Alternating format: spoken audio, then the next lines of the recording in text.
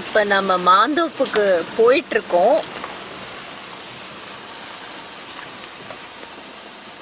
என்னென்ன வெரைட்டி மாமரம் வச்சிருக்கீங்கன்னு சொல்லுங்க. இப்போ எங்ககிட்ட வந்து குண்டு குண்டு நடுச்சாலை மல்கோவா இதுல அதிகமா விளைச்சல் வரும். இது 2000 காய் ஒரு மரத்துக்கு. சூப்பர். இந்த பப்பி நம்ம கூடவே தோப்பு ஃபுல்லா வருது. சரி, காய் வரும்.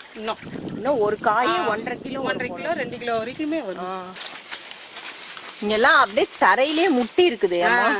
தரையோட தரைய முட்டி இருக்கு எல்லாம். அப்படியே கனமுமே ரொம்ப கனமா இருக்கு. கனம் தாங்காமே விழுந்துரும் போல இருக்குல்ல.